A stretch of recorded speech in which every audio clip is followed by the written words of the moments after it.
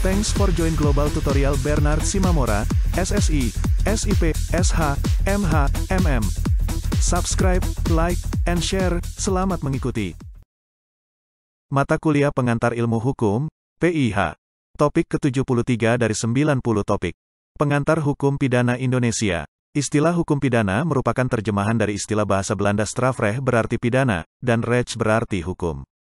Menurut Wiryono Projodikoro, bahwa istilah hukum pidana itu dipergunakan sejak pendudukan Jepang di Indonesia untuk menerjemahkan pengertian strafrecht dari bahasa Belanda, dan untuk membedakannya dari istilah hukum perdata yaitu burgerlijk recht atau privatrecht dari bahasa Belanda. Menurut Simmons, pidana atau straf itu adalah suatu penderitaan yang oleh undang-undang pidana telah dikaitkan dengan pelanggaran terhadap suatu norma, yang dengan suatu putusan hakim telah dijatuhkan bagi seseorang yang bersalah. Selain itu, pidana itu sendiri menurut Van Hamel, arti dari pidana atau straf berarti suatu penderitaan yang bersifat khusus, yang telah dijatuhkan oleh kekuasaan yang berwenang untuk menjatuhkan pidana atas nama negara sebagai penanggung jawab dari ketertiban hukum umum bagi seorang pelanggar, yakni semata-mata karena orang tersebut telah melanggar suatu peraturan hukum yang harus ditegakkan oleh negara. Hukum pidana adalah keseluruhan peraturan-peraturan yang menentukan perbuatan apa yang merupakan tindak pidana dan hukuman apa yang dapat dijatuhkan terhadap yang melakukannya. Hukum pidana menurut Mulyatno antara lain bahwa hukum pidana adalah bagian daripada keseluruhan hukum yang berlaku di suatu negara, yang mengadakan dasar-dasar dan aturan-aturan untuk 1. Menentukan perbuatan-perbuatan mana yang tidak boleh dilakukan, dilarang, dengan disertai ancaman pidana bagi siapa yang melanggarnya. 2. Menentukan kapan dan dalam hal apa kepada mereka yang melanggar larangan dapat dikenakan pidana. 3. Menentukan dengan cara bagaimana pengenaan pidana itu dapat dilaksanakan apabila ada orang yang melanggarnya. W.L.G. Lemaire mengatakan bahwa hukum pidana itu terdiri dari norma-norma yang berisi keharusan-keharusan dan larangan-larangan yang, oleh pembentuk undang-undang, telah dikaitkan dengan suatu sanksi berupa hukuman, yakni suatu penderitaan yang bersifat khusus. Dengan demikian dapat juga dikatakan, bahwa hukum pidana itu merupakan suatu sistem norma-norma yang menentukan terhadap tindakan-tindakan yang mana, hal melakukan sesuatu atau tidak melakukan sesuatu di mana terdapat suatu keharusan untuk melakukan sesuatu, dan dalam keadaan-keadaan bagaimana hukum itu dapat dijatuhkan, serta hukuman yang bagaimana yang dapat dijatuhkan bagi tindakan-tindakan tersebut. Menurut Simmons, hukum pidana itu dapat dibagi menjadi hukum pidana dalam arti objektif atau strafrecht in objective zin dan hukum pidana dalam arti subjektif atau strafrecht in subjective zin. Hukum pidana dalam arti objektif adalah hukum pidana yang berlaku, atau yang juga disebut sebagai hukum positif atau ius poenale. Simmons merumuskan hukum pidana dalam arti objektif sebagai 1. Keseluruhan larangan dan perintah yang oleh negara diancam dengan nestapa yaitu suatu pidana apabila tidak ditaati. 2. Keseluruhan peraturan yang menetapkan syarat-syarat untuk penjatuhan pidana, dan 3. Keseluruhan ketentuan yang memberikan dasar untuk penjatuhan dan penerapan pidana. Hukum pidana dalam arti subjektif atau ius puniendi bisa diartikan secara luas dan sempit, yaitu sebagai berikut. 1.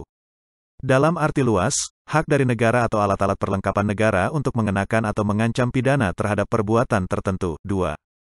Dalam arti sempit, hak untuk menuntut perkara-perkara pidana, menjatuhkan dan melaksanakan pidana terhadap orang yang melakukan perbuatan yang dilarang.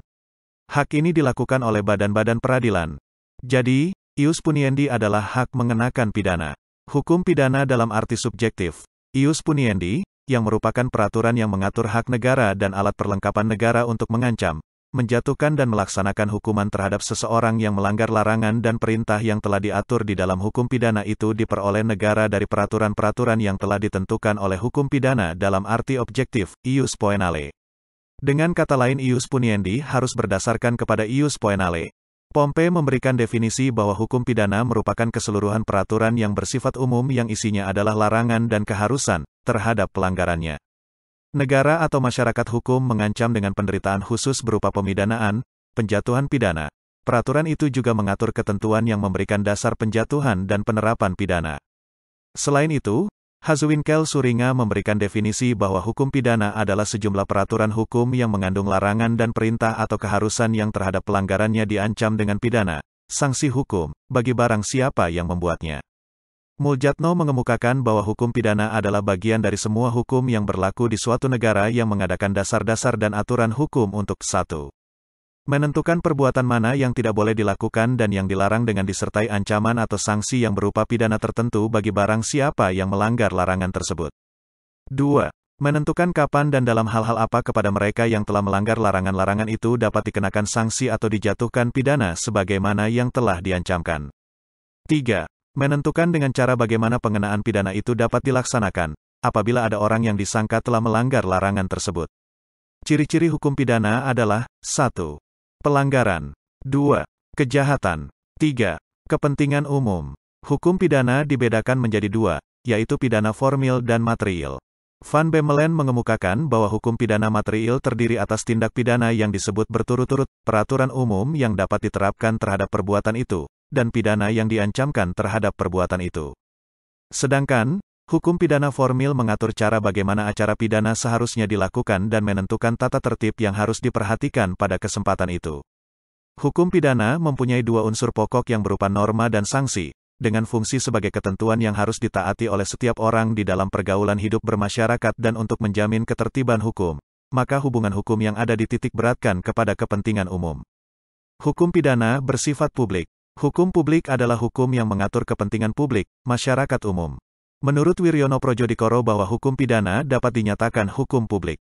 Hal ini didasarkan kepada hubungan hukum yang diatur di dalam hukum pidana titik beratnya tidak berada pada kepentingan individu, melainkan pada kepentingan-kepentingan umum. Sifat ini dapat dilihat pada hukum pidana, yaitu dalam hal penerapan hukum pidana pada hakikatnya tidak tergantung kepada kehendak seorang individu, yang incon cereto langsung dirugikan, melainkan diserahkan kepada pemerintah sebagai wakil dari kepentingan umum. Wiryono Projodikoro menjelaskan hukum pidana material dan hukum pidana formil sebagai berikut. Isi hukum pidana adalah 1. Penunjukan dan gambaran dari perbuatan-perbuatan yang diancam dengan hukum pidana. 2. Penunjukan syarat umum yang harus dipenuhi agar perbuatan itu merupakan perbuatan yang pembuatnya dapat dihukum pidana. 3. Penunjukan orang atau badan hukum yang pada umumnya dapat dihukum pidana. Dan 4. Penunjukan jenis hukuman pidana yang dapat dijatuhkan. Sudarto menyebutkan bahwa fungsi hukum pidana dibedakan sebagai berikut. 1. Fungsi yang umum. Hukum pidana merupakan salah satu bagian dari hukum, oleh karena itu fungsi hukum pidana juga sama dengan fungsi hukum pada umumnya, yaitu untuk mengatur hidup kemasyarakatan atau untuk menyelenggarakan tata dalam masyarakat. 2. Fungsi yang khusus.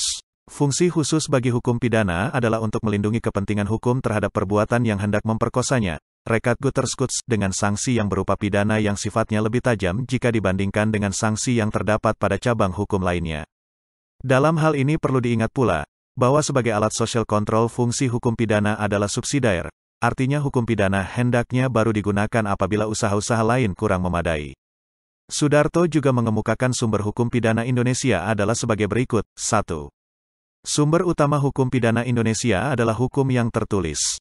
Pusat Peraturan Hukum Pidana Positif adalah Kitab Undang-Undang Hukum Pidana, yang nama aslinya adalah Wetboek van Strafrecht voor Nederlands Indie, WVS, sebuah tita raja, Koninklijk Besluit, tanggal 15 Oktober tahun 1915 nomor 33 dan mulai berlaku sejak tanggal 1 Januari tahun 1918, berlaku di Indonesia setelah proklamasi kemerdekaan. 2. Hukum pidana adat. Di daerah-daerah tertentu dan untuk orang-orang tertentu hukum pidana yang tidak tertulis juga dapat menjadi sumber hukum pidana. Hukum adat yang masih hidup sebagai delik adat masih dimungkinkan menjadi salah satu sumber hukum pidana. Hal ini didasarkan kepada Undang-Undang Darurat Nomor 1 Tahun 1951. 3. Memori penjelasan, Memori van Toelichting. MV, T adalah penjelasan atas rencana undang-undang pidana, yang diserahkan oleh Menteri Kehakiman Belanda bersama dengan rencana undang-undang itu kepada Parlemen Belanda. Dalam hukum pidana dikenal istilah pemidanaan. Sudarto berpendapat mengenai istilah pemidanaan bahwa perkataan pemidanaan itu adalah sinonim dengan perkataan penghukuman. Tentang hal tersebut berkalalah beliau antara lain bahwa penghukuman itu berasal dari kata dasar hukum, sehingga dapat diartikan sebagai menetapkan hukum atas memutuskan tentang hukumannya, Brechten. Dalam menetapkan hukum untuk suatu peristiwa tidak hanya menyangkut bidang hukum pidana saja, tetapi juga hukum perdata. Penghukuman dalam perkara pidana, yang kerap kali sinonim dengan pemidanaan atau pemberian atau penjatuhan pidana oleh hakim. Penghukuman di sini mempunyai makna sama dengan sentence atau vervoordeling. Menurut Muljatno, istilah lain yang dipakai dalam hukum pidana, yaitu tindak pidana, yang muncul karena tumbuh dari pihak Kementerian Kehakiman, sering dipakai dalam perundang-undangan. Meskipun kita tindak lebih pendek daripada perbuatan, tapi tindak tidak menunjukkan kepada hal yang abstrak seperti perbuatan, tapi hanya menyatakan keadaan konkret, sebagaimana halnya dengan peristiwa dengan perbedaan bahwa tindak adalah kelakuan, tingkah laku, gerak-gerik atau sikap jasmani seseorang, hal mana lebih dikenal dalam tindak tanduk, tindakan dan bertindak dan belakangan juga sering dipakai, ditindak. Oleh karena tindak sebagai kata tidak begitu dikenal, maka dalam perundang-undangan yang menggunakan istilah tindak baik dalam pasal-pasalnya sendiri, maupun dalam penjelasannya hampir dipakai pula kata perebutan. Istilah tindak pidana merupakan terjemahan dari bahasa Belanda strafbaarheid. Selain daripada istilah strafbaarheid dalam bahasa Belanda dipakai juga istilah lain, yaitu delik yang berasal dari bahasa Latin delictum, dalam bahasa Indonesia dipakai istilah delik. Dalam pasal 1 ayat 1, Kitab Undang-Undang Hukum Pidana, KUHP, memuat asas yang disebut nullum delictum nulla poena sine praevia legi poenali. Asas ini memuat 3 hal penting. 1. Hukum pidana harus didasarkan oleh undang-undang yang tertulis. Asas legalitas, undang-undang pidana harus didasarkan oleh undang-undang tertulis. Artinya tidak ada suatu perbuatan yang dapat dihukum, karena belum ada peraturan atau hukum yang berlaku sebelum perbuatan tersebut dilakukan.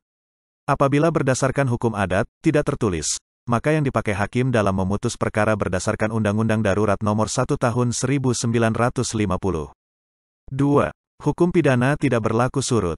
Hukum pidana tidak dapat diterapkan untuk menghukum orang yang melakukan kejahatan dan atau pelanggaran selama belum ada undang-undang yang dapat menghukum orang tersebut atas tindakannya. Artinya hukum pidana tidak dapat diterapkan mundur kepada orang yang telah bersalah sebelum ada peraturannya. 3. Tidak boleh melakukan analogi. Analogi adalah membandingkan sesuatu yang hampir sama. Keberlakuan hukum pidana dibagi menjadi 2 yaitu, waktu atau tempo, disebut juga tempus delicti, dan tempat atau lokasi, disebut juga locus delicti. Asas berlakunya Kitab Undang-Undang Hukum Pidana, KUHP, antara lain, 1. Asas teritorial, berlakunya hukum pidana didasarkan pada tempat terjadinya suatu delik. 2. Asas nasionalitas aktif, berlakunya hukum pidana didasarkan pada kewarganegaraan dari pelaku tindak pidana. 3. Asas nasionalitas pasif, berlakunya hukum pidana didasarkan pada kepentingan dari hukum yang bersangkutan dilanggar. 4. Asas universalitas, berlakunya hukum pidana di seluruh dunia berlaku hukum yang sama, misalnya, terorisme. Itulah materi topik ke-73 pengantar ilmu hukum. Channel ini akan sangat membantu para mahasiswa di perguruan tinggi manapun di Indonesia, dan sebagai wawasan bagi masyarakat umum. Jangan khawatir jika tidak langsung paham. Untuk pemahaman yang lebih baik, putar dan dengarkan video tutorial berulang-ulang. Subscribe dan like, agar Anda mendapatkan update tutorial lainnya. Bagikan juga link video ini, agar teman lain juga mendapatkan manfaat channel ini. Sampai jumpa.